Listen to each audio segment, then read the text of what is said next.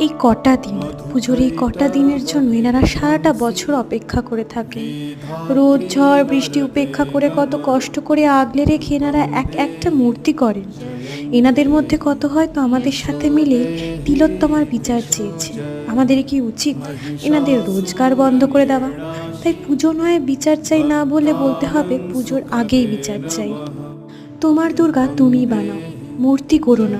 মূর্তি গড়লে প্রাণ দাও, শুধু নমই করো না।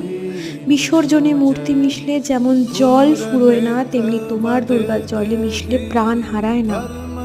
দেহ মানেই প্রাণ, শত দুর্গাকে জানায় আহ্বান।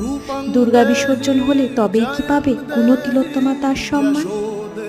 দুর্গা ভেবে প্রণাম করো, শ্বাসরোধ নয়, বল দিয়ে আগলে রাখো দেহ চির না।